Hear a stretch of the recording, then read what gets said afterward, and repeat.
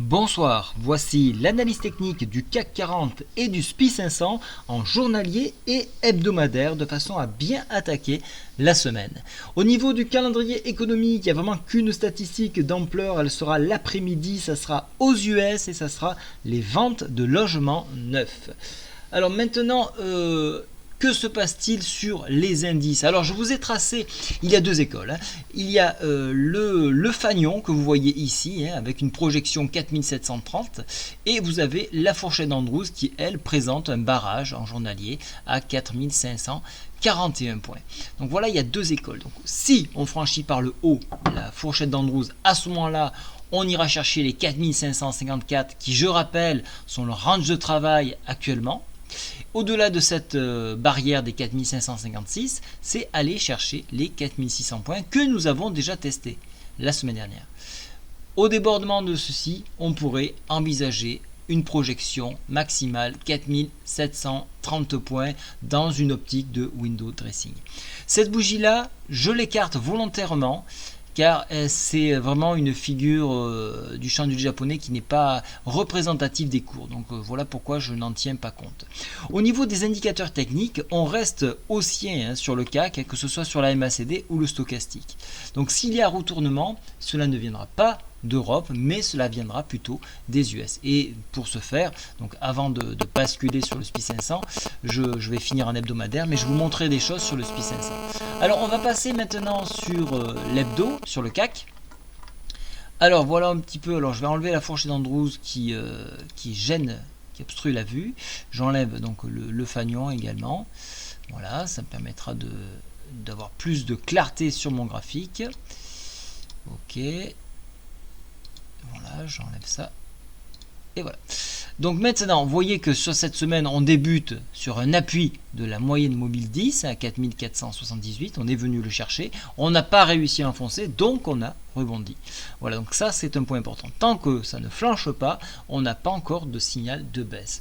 Regardez au niveau des indicateurs techniques, là aussi, on est toujours haussier. Voilà, donc maintenant je vais passer donc sur le SPI 500 de façon à regarder un petit peu ce que dit la lanterne. Voici donc le graphique du SPI 500. Vous voyez que nous arrivons à nouveau sur le record historique du SPI 500. On l'a encore touché aujourd'hui. On est en train de le tester.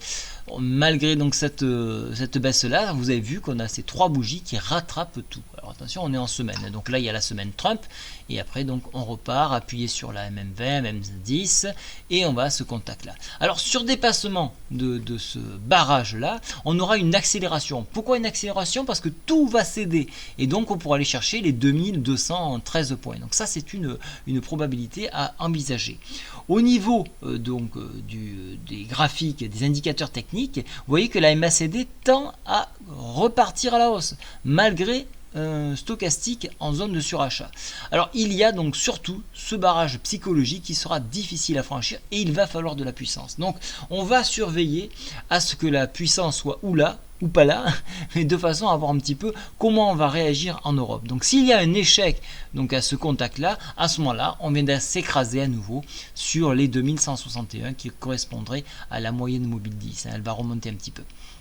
Maintenant si je passe en journalier, et là c'est encore plus flagrant, on voit le barrage ici, alors je l'ai un petit peu, voilà, le barrage ici qui a été touché, donc là on est bien sur la zone de test, donc en dépassement on va chercher les 2208, ça serait un double point psychologique, à la fois dépasser une résistance historique et à la fois arriver sur un compte rond. Alors on n'aime pas trop les comptes ronds, très souvent les gens posent leur position, leur stop win ou leur stop loss sur des chiffres ronds, et donc ça pourrait avoir ou un effet donc d'accélération du système, puisque si tout le monde se défausse de ces lignes à la baisse, on va avoir un effet tremplin où justement tout le monde est positionné massivement sur ce chiffre rond, 2100, pour un short massif, et donc là on devrait avoir une baisse massive.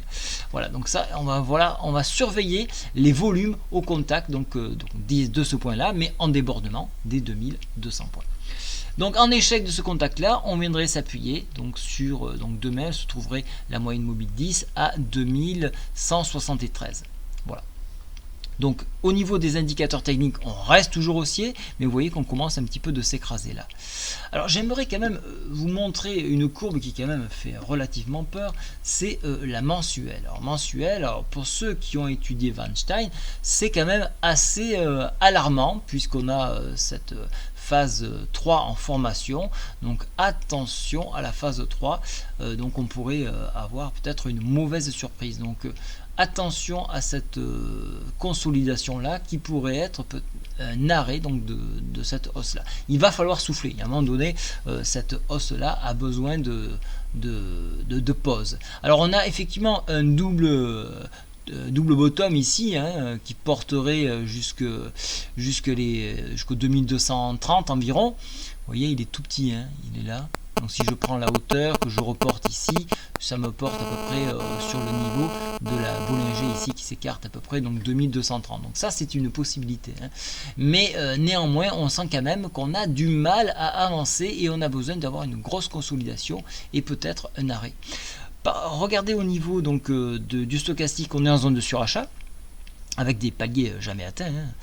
Et regardez au niveau de la MACD, on offre une possibilité de tirer vers le haut. Donc on va voir un petit peu ce que va donner la prochaine bougie qui aura lieu donc dans une dizaine de jours.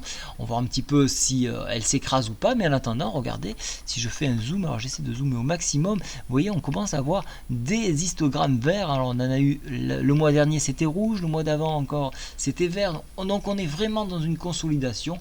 Donc il va falloir attendre ce palier là, que c'est très important, et les 2200 pour éventuellement avoir un retournement ou une accélération. Donc là aussi, dans une optique window dressing, on peut avoir cet effet là, mais s'il n'y avait pas ce window dressing, ça serait difficile. Donc si ça végète trop à monter et que nous arrivons mi-décembre, alors là on n'y arriverait pas, et donc on aurait ce mouvement baissier qui pourrait se matérialiser. Donc pour ma part, je travaille que le sens de la baisse dans la vue d'une optique d'une baisse très rapide, que l'on ne puisse pas se retourner. Voilà donc pourquoi j'attends des sommets pour prendre des positions et donc travailler uniquement ce sens-là. Voilà, j'espère que ça vous a un petit peu aiguillé sur ma façon de travailler et sur les projections que vous risquez d'avoir sur cette semaine et donc sur le mois jusqu'à la fin du mois, et pourquoi pas des opportunités pour le mois d'après. Voilà, je vous souhaite à tous une très bonne soirée. Au revoir.